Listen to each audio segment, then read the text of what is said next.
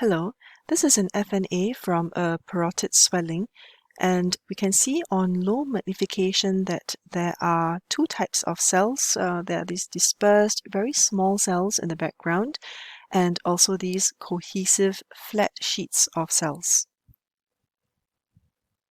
Moving around, we can see that the dispersed cells are likely to be lymphocytes, and these flat sheets are epithelial cells. They appear to be very uniform, and the nuclei are well spaced out.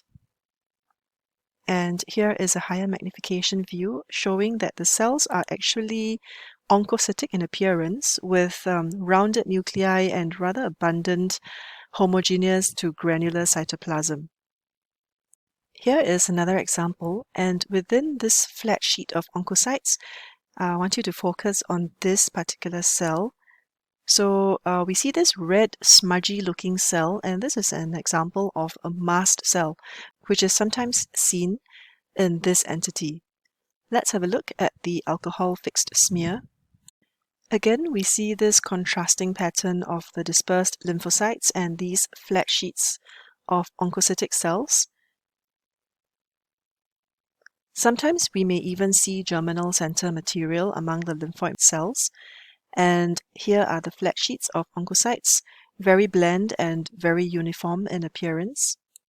And a higher magnification view here. In this area, we see a nice mixed lymphoid population and some larger cells that almost appear to be follicular dendritic cells. So this is an example of a Warthin tumor with the classic features of a dual cell population of dispersed lymphocytes and flat sheets of very bland oncocytic cells.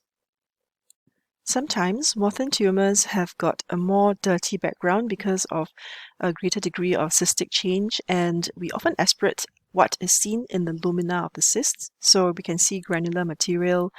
We may even see some blue blobs that are reminiscent of keratinized cells.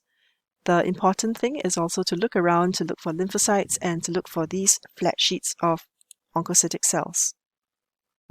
And in the alcohol-fixed smears, we can sometimes see these orangophilic, highly degenerate cells, and they usually have quite small, shrunken, bland nuclei, so we should not mistake these for atypical or malignant keratinized cells that we would see in squamous cell carcinoma.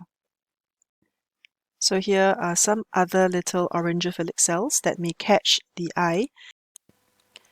Here is the corresponding histology, which shows that these degenerate keratinized appearing cells actually reside in the luminal spaces.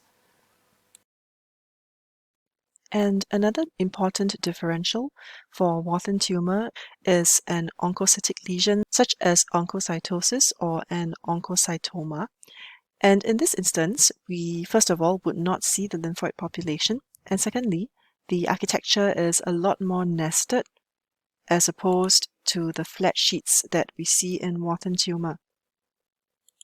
Similarly, in the alcohol-fixed smears, we see a more nested architecture as opposed to flat sheets. Clinically, an important point to note is that Warthin tumors may actually be bilateral, and they may also be associated with smoking, and they're most frequently seen in the parotid gland.